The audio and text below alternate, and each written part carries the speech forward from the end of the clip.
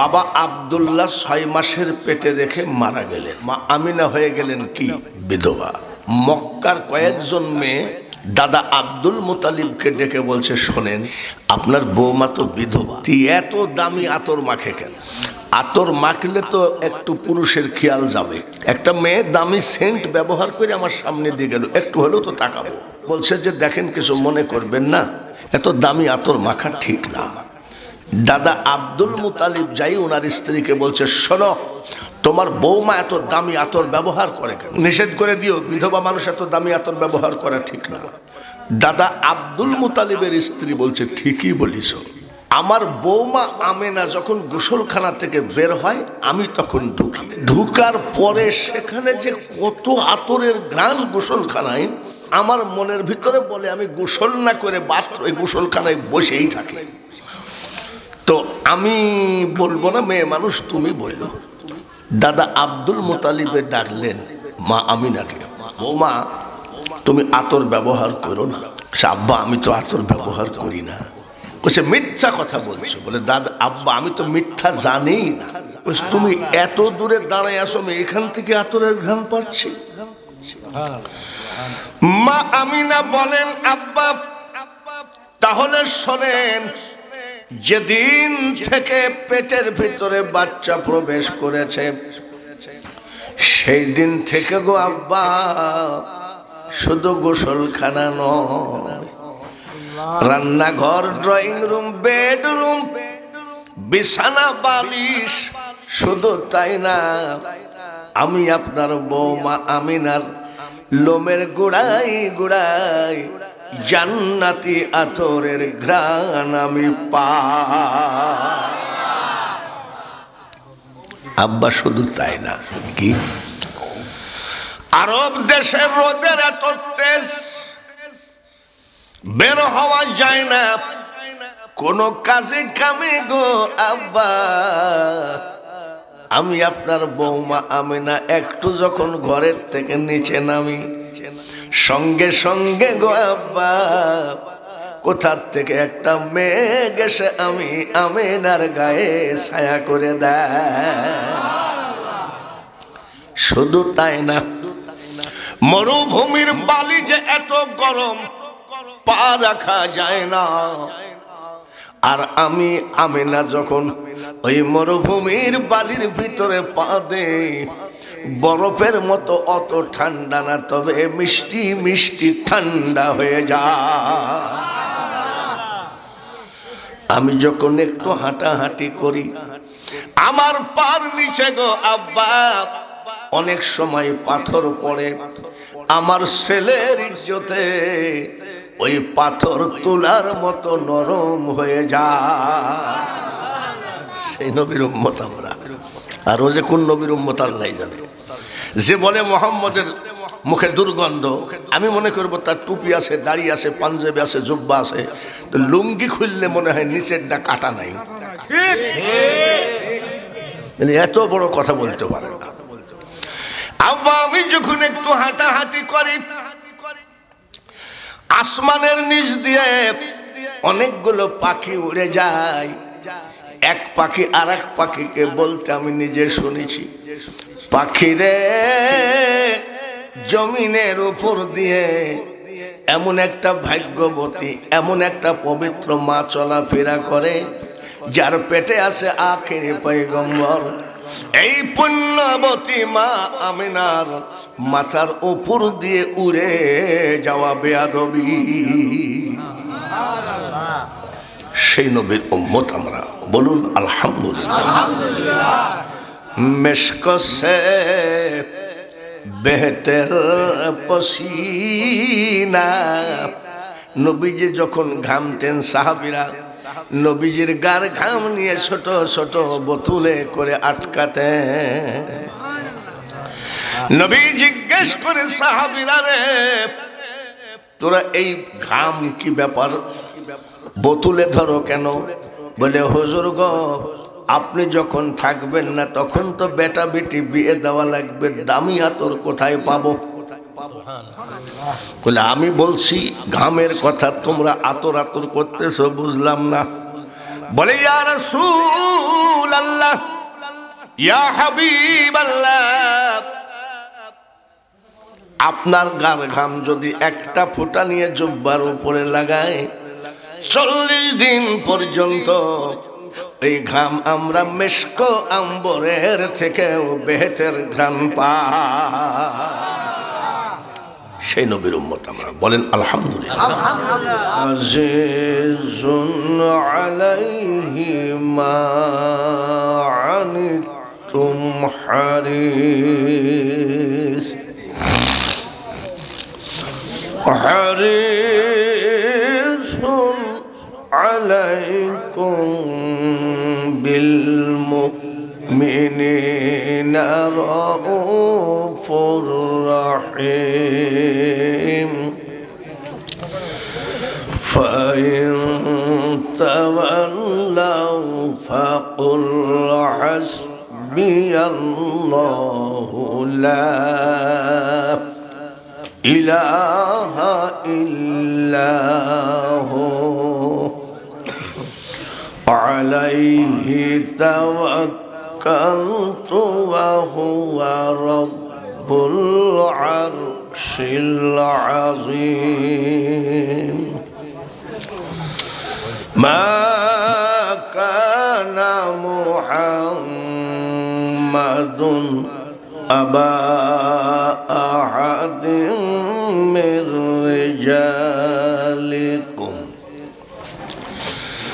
ওয়ালাকিন রাসূলুল্লাহি ওয়া খাতামান নাবিয়্যিন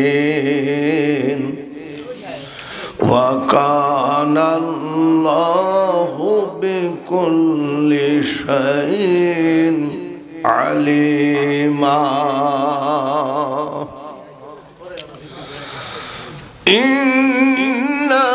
ইন্নাল্লাহা ওয়া মালাইকাতাহু ইউসাল্লুনা আলান নবী ইয়া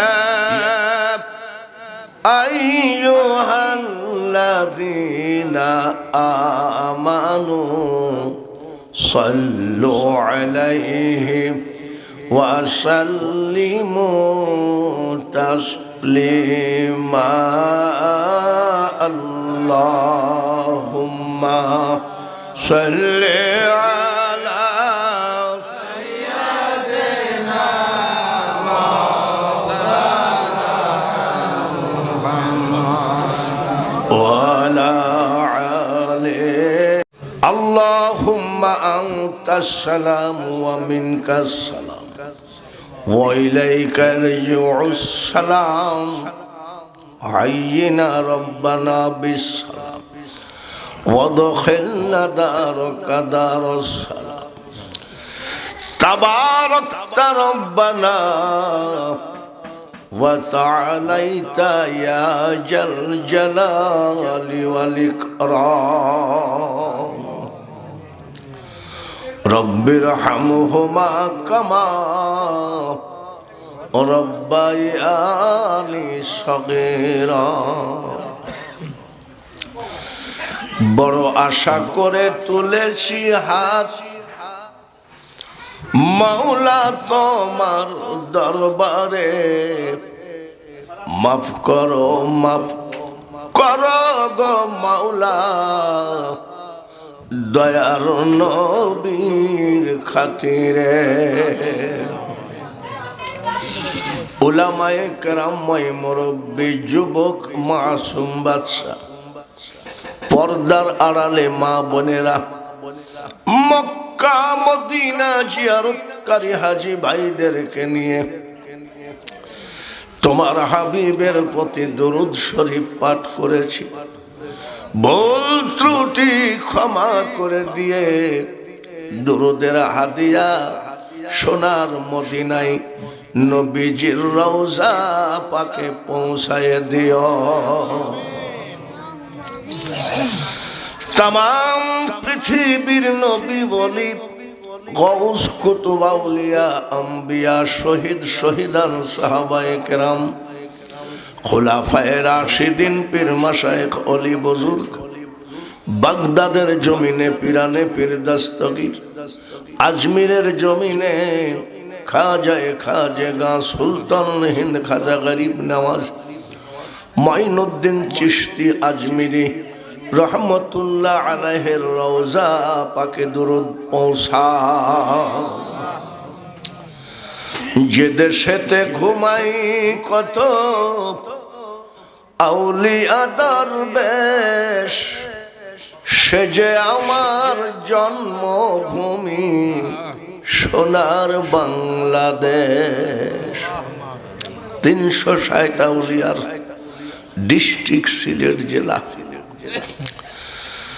এই সিরাজগঞ্জ পাবনার ভিতরে তালাশে শাহ শরীফ জিন্দানি রহমতুল্লাহ আলাইহি মাবুদ গো, করতোয়া নদীর উপরে রাজা ধীরাজ বসে আছেন।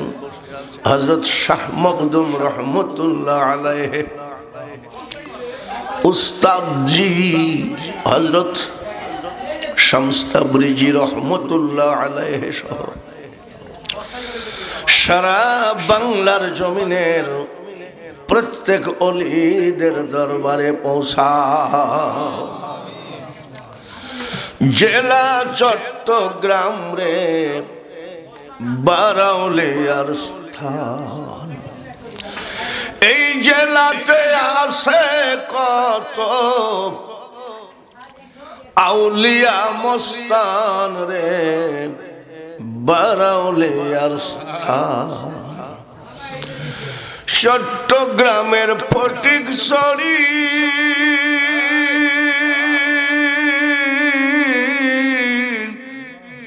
গৌসুল আজম মাঝ ভান্ডারী হযরত কিবলা কাবা, হযরত কিবলা কাবা গোলাম রহমান রে বারাউলিয়ার স্থান। হযরত শাহ মখদুম বাবা রহমতুল্লাহ আলাইহি, শাহ শামস তাবরিজি রহমতুল্লাহ আলাইহির দরবার থেকে শুরু করে আজকের এই 6 রজব খাজা গরিব নওয়াজের পবিত্র ওরস মোবারকের দুরুদের হাদিয়া প্রত্যেক ওলিদের দরবারে পৌঁছাবে। যারা ইতিম হাত তুলেছে, মা বাপ কবরে গেছে, মা বোনেদের যদি মা বাপ দুইজন মারা যায়, তাদের আর নালিশের জায়গা থাকে না। যতগুলো ইতিম আজকে 6 রজব খাজা গরিব নওয়াজের ওরস শরীফে হাত তুলেছে, এতিমের হাতের দিকে তাকিয়ে মা বাপ, দাদা দাদি, নানা নানি, আত্মীয় স্বজন প্রত্যেকের কবরকে জান্নাতের বাগান বানিয়ে দাও।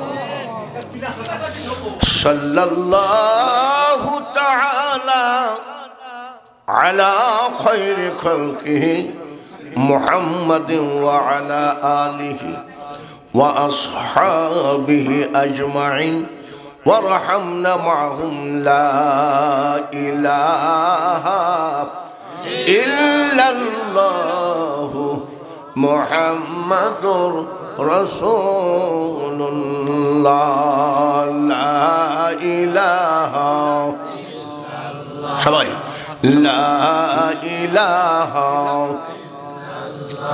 জোরে লা ইলাহা লা ইলাহা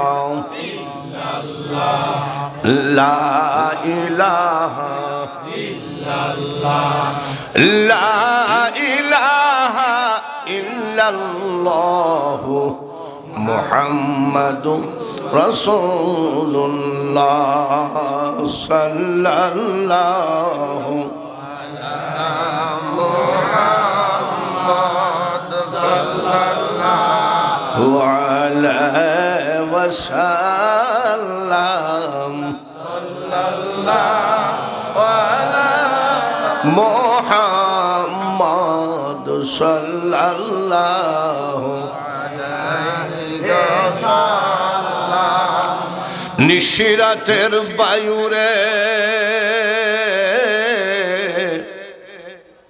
যারে সোনার মদিনায় মোদের সালাম পৌঁছে দিও নবীজির রওজায় সাল্লাল্লাহু মুহাম্মদ সাল্লাল্লাহু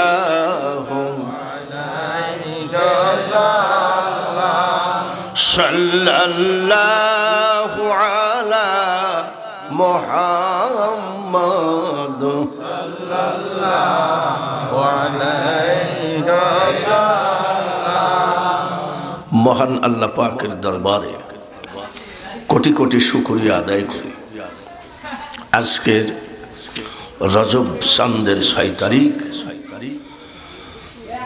পাক ভারত উপমহাদেশের ভিতরে যিনি ইসলামের ঝান্ডা নিয়ে হাজির হয়েছিলেন খাজায়ে খাজা সুলতানুল হিন্দ খাজা গরিব নওয়াজ মাইনুদ্দিন চিশতি আজমিরি রহমতুল্লাহ আলাইহির ওরস শরীফে আল্লাহ পাক হাজির করেছেন। সবাই বলি আলহামদুলিল্লাহ। বন্ধুগণ, অল্প টাইম কিছু ওলি আল্লাহদের সম্পর্কে আমি কথা বলবো। তার আগে দয়ার নবীর কথা না বলে হয় না। তো আমি সিলেট থেকে আসতেছি, সিলেট থেকে রওনা দিয়েছি রাত 2টায়। আমার গাড়ির ভিতরে ঘুম আসে না, শরীরে এত দুর্বল হয়ে গেছে যে যমুনা ব্রিজ পার হওয়ার পরে আমি এভাবে বসি, ঘুমাতে ঘুমাতে এসে দেখি যে উল্লাপাড়া। তারপরেও ক্লান্তির ভিতর দিয়ে এত লং রাস্তা আল্লাহ তাআলা খাজা গরিব নওয়াজের এই ওরস শরীফে হাজির করেছেন। আমিও ব্যক্তিগতভাবে শুকরিয়া আদায় করে বলি আলহামদুলিল্লাহ। আমি গেছিলাম এক সুনামগঞ্জে, পাহাড় আর পাহাড়, নদী নালার ভিতর দিয়ে। আমি বুঝতে পারি নাই যে এত দূর মাহফিল। এখন গেছি, যাওয়ার পরে স্টেজে ওঠার পরে বলছি যে আপনারা এত দূর থেকে আমাকে চিনলেন কিভাবে? তো বলছে যে হুজুর, আমি কি ব্যাপার, মোবাইল চাইছি নাকি? আমার মোবাইলে দেখে আমরা আপনাকে ম্যানেজ করছি। আজকাল বক্তা চয়েস করে মোবাইলের আগে ওয়াজ শুনে দেখতো রে, বক্তা বাইর করতো। এই যে ইউটিউবাররা এখান থেকে নিয়ে ছাড়িয়ে দিবে। বক্তার ওয়াজ পছন্দ করার পরে এই বক্তার ঠিকানাটা বাইর করে আমাকে দাওয়াত দিয়েছে। তো বক্তা কি এই মোবাইলের ভিতরে শুধু বাঙালি হুজুর আছে না আরো আছে? বাংলার সব বক্তাই আছে। এর ভিতরে এক জারজ বক্তা আছে,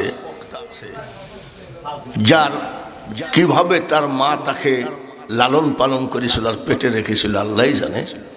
এই বক্তা বলতেছে মুহাম্মদের মুখে দুর্গন্ধ ছিল। জিব্রাইল ফেরেশতা বলেছে মেসাক করে আসো, তোমার মুখে দুর্গন্ধ। আপনাদের কি বিশ্বাস হয় যে আমার নবীর মুখে দুর্গন্ধ ছিল? তাহলে এর মা কত কষ্ট করে বাচ্চাটাকে পেটে রাখছিল, এত বড় একটা বেয়াদব বাচ্চা। বক্তা বলতেছে কলেমার ভিতরে মুহাম্মদের নাম রাখা শিরকি। ওই বক্তা বলতেছে মুহাম্মদের মা এবং বাপ দুজন জাহান্নামী, সহিহ হাদিস। আর এক বক্তা বলতেছে ইয়াজিদের কোনো দোষ ছিল না, মানে হুসাইন দোষী ছিল। তো আপনারাই বলেন মুহাম্মদ সাল্লাল্লাহু আলাইহি সাল্লামের মুখে কি দুর্গন্ধ ছিল? তাহলে এই কথা যে বলে, তা আমি বাংলার প্রধানমন্ত্রী বঙ্গবন্ধুর কন্যা শেখ হাসিনা, আমারও যে নবী আপনারও সেই নবী। তো এত মামলা মুকদ্দমা, এত লোককে রিমান্ডে নেন, এই লোকটাকে ধরে একটু জিজ্ঞাসা করতে তো পারেন যে মোহাম্মদের মুখে দুর্গন্ধ ছিল, তোর মা তোর বাপ বা কে ছিল বুঝলি কেমনে? বাবা আব্দুল্লাহ 6 মাসের পেটে রেখে মারা গেলেন। মা আমিনা হয়ে গেলেন কি? বিধবা। জোরে কোন? বিধবা। মক্কার কয়েকজন মেয়ে দাদা আব্দুল মুতালিবকে ডেকে বলছে, শোনেন কি আপনার বৌমা তো বিধবা, তুই এত দামি আতর মাখে কেন? আতর মাখলে তো একটু পুরুষের খেয়াল যাবে। একটা মেয়ে দামি সেন্ট ব্যবহার করে আমার সামনে দিয়ে গেল, একটু হলেও তো তাকাবো। তো বলছে যে দেখেন, কিছু মনে করবেন না, এত দামি আতর মাখা ঠিক না। দাদা আব্দুল মুতালিব যাই ওনার স্ত্রীকে বলছে, শোনো, কি তোমার বৌমা এত দামি আতর ব্যবহার করে কেন? নিষেধ করে দিও, বিধবা মানুষ এত দামি আতর ব্যবহার করা ঠিক না। দাদা আব্দুল মুতালিবের স্ত্রী বলছে, ঠিকই বলিস। কেন? আমার বৌমা আমেনা যখন গোসলখানা থেকে বের হয় আমি তখন ঢুকি, ঢুকার পরে সেখানে যে কত আতরের ঘ্রাণ গোসলখানায়, আমার মনের ভিতরে বলে আমি গোসল না করে বাথরুমে গোসলখানায় বসেই থাকি। তো আমি বলবো না, মেয়ে মানুষ তুমি বললো। দাদা আব্দুল মুতালিবে ডাকলেন মা আমিনাকে, বৌমা তুমি আতর ব্যবহার করো না। আব্বা আমি তো আতর ব্যবহার করি না। বলছে মিথ্যা কথা বলছো। বলে দাদা আব্বা আমি তো মিথ্যা জানি না।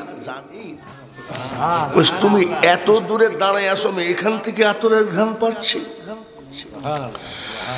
মা আমিনা বলেন, আব্বা তাহলে শোনেন, যেদিন থেকে পেটের ভিতরে বাচ্চা প্রবেশ করেছে সেই দিন থেকে গো আব্বা শুধু গোসলখানা নয়, রান্নাঘর, ড্রয়িং রুম, বেডরুম, বিছানা, বালিশ, শুধু তাই না, আমি আপনার বৌমা আমিনার লোমের গোড়াই গোড়াই জান্নাতি আতরের ঘ্রাণ আমি পাই।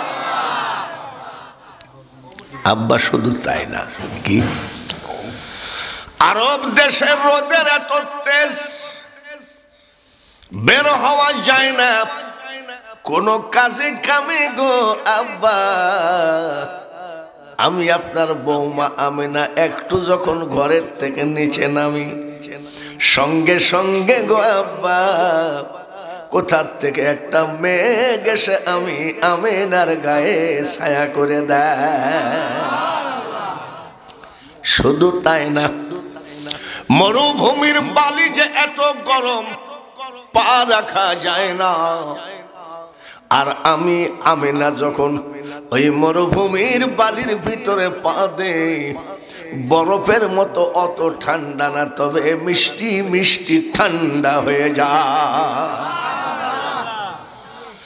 আমি যখন একটু হাঁটাহাঁটি করি, আমার পার নিচে গো আব্বা অনেক সময় পাথর পড়ে, আমার ছেলের ইজ্জতে ওই পাথর তুলার মতো নরম হয়ে যায়। সেই নবীর উম্মত আমরা। আর ও যে কোন নবীর উম্মত আল্লাহ জানে। যে বলে মোহাম্মদের মুখে দুর্গন্ধ, আমি মনে করবো তার টুপি আছে, দাড়ি আছে, পাঞ্জাবি আছে, জুব্বা আছে, লুঙ্গি খুললে মনে হয় নিচের ডা কাটা নাই। এত বড় কথা বলতে পারে না। আব্বা আমি যখন একটু হাঁটাহাঁটি করি, আসমানের নিচ দিয়ে অনেকগুলো পাখি উড়ে যায়। এক পাখি আর এক পাখিকে বলতে আমি নিজে শুনেছি, পাখিরে জমিনের উপর দিয়ে এমন একটা ভাগ্যবতী, এমন একটা পবিত্র মা চলাফেরা করে যার পেটে আছে আখেরি পয়গম্বর। এই পুণ্যবতী মা আমিনার মাথার উপর দিয়ে উড়ে যাওয়া বেয়াদবি। সেই নবীর উম্মত আমরা, বলুন আলহামদুলিল্লাহ। মেশক সে বেহতর পসিনা, নবীজি যখন ঘামতেন সাহাবীরা নবীজির গার ঘাম নিয়ে ছোট ছোট বোতলে করে আটকাতেন। নবী জিজ্ঞেস করে, সাহাবীরা রে তোরা এই ঘাম কি ব্যাপার, বোতলে ধরো কেন? বলে হুজুর গো, আপনি যখন থাকবেন না তখন তো বেটা বেটি বিয়ে দেওয়া লাগবে, দামি আতর কোথায় পাবো? বলে আমি বলছি ঘামের কথা, তোমরা আতর আতর করতেছো, বুঝলাম না। বলে ইয়া রাসূলুল্লাহ, ইয়া হাবিবাল্লাহ, আপনার গার ঘাম যদি একটা ফোঁটা নিয়ে জুব্বার উপরে লাগায় 40 দিন পর্যন্ত এই ঘাম আমরা মেশক আম্বরের থেকেও বেহেতের ঘ্রাণ পাই। সেই নবীর উম্মত আমরা, বলেন আলহামদুলিল্লাহ। এইবার প্রসঙ্গ হলো খাজা গরিব নওয়াজ মঈনুদ্দিন চিশতি। আজকে লক্ষ লক্ষ লোক আজমির শরীফে জমায়েত হয়েছে। কতজন যে কত ডিজাইনের কানতেছে তা বলার মতন না। তার কারণ আমি তো অনেকবার গেছি, 30 বার গেছি, 3.5 বছর তো একাধারে পড়েই থাকছি ওখানে। এবার পাগলের তো বহুত ডিজাইন, তাই না? তা আমি এমনও পাগলকে কানতে দেখেছি, ওই গম্বুজের দিকে তাকাইয়ে কান্দে। মঈনুদ্দিন নাম ধরিলাম, আজমিরে আসন করিলাম, আশেকের মনে আগুন জ্বালাইলা বাবা, আশেকের মনে আগুন জ্বালাইলা, কি খেলা খেলিলা বাবা রঙ্গিলা। যতই বুখারী মেশকাত তিরমিজি ফতুয়া মারো, আল্লাহর ওলিদের দরবার গুলো পাগল সারা মানায় না। একটি একটি করে বলি, কেউ বুঝিতে পারে না রে আমার ওলি আল্লাহর খেলা, ঠিক কিনা? জোর করিয়া বুঝতে গেলে তার ঘটে দারুণ জ্বালা। যেমন আমার এখন জ্বালা, বলে হুজুর কেমন জ্বালা? পাগলের মতো শাহ মখদুম বাবার দরজায় ভিক্ষুকের মতো কানতাম। 1 কাপ চাও কেউ দিত না, অনেকে ঘৃণা করেছে। আজকে মখদুম বাবা উনি হলো একজন সম্রাট, এমন দেওয়া দিয়েছে আমি আর সামলাইতে পারছি না, আমি আর পারছি না। এখন তার কমানো যায় না, উনি তো যা দেওয়া দিয়েই দিয়েছে। 1 তারিখে ওয়াজ করব ফরিদ পাঙ্গাসে জুহার বাড়ি, ওই নাইটে রওনা করে চলে যাব সিলেট শহরে। সিলেট শহর থেকে আবার চলে আসতে হবে ওসমানীনগর থানায়, এইভাবে চলে যাব কুমিল্লা নোয়াখালী। আর শরীরে কুলায় না। যদি কেউ কিছু পাইতে চাও নিঃসন্দেহে মখদুম বাবার দরজায় কুকুরের মতো বসে থাকো। বসে থাকতে গেলে কিন্তু ধৈর্যের ব্যাপার, ধৈর্যে যদি কুলাই ইনশাল্লাহ তোমার ধৈর্যের গাছে ফলন হবে, যে ফল জীবনে খেয়ে শেষ করতে পারবা না। তবে ধৈর্যের ব্যাপার আছে। আমাদের দেশে কিছু মুরিদ আছে, আগে ছিল 8 রশি, ওখান থেকে গেল চরমোনায় জুব্বা গায়ে দিয়ে ফেলাইছে। তুমি 8 রশি ছিলা, বলে ওখানে কিছু নাই। চরমোনায় থেকে তারপরে দেখলাম মানিকগঞ্জে, আমি তোমাকে চরমোনায় দেখছিলাম, বলে ওখানে কিছু নাই। মানিকগঞ্জ থেকে গেল মাইজ ভান্ডার, কি ব্যাপার তুমি মাইজ ভান্ডারে? বলে এইখানেই খাঁটি দরবার। মাইজ ভান্ডার থেকে হঠাৎ করে চলে আসলো ফুরফুরা, বলে কি ব্যাপার? বলে সব জায়গায় ঘুরে দেখলাম কিছু নাই, ফুরফুরাই মাল আছে। এই তরকারি চাখা লোক জীবনে ওই তরকারি দিয়ে পেট ভরে ভাত খেতে পারবে না, শুধু চাই খেয়ে যাবে। জোরে বলেন ঠিক কিনা? পীর যাহাই হোক না কেন ধরো চরণ ছেড়ো না, দয়াল মুর্শিদ কাউকে ফেলে দিবে না।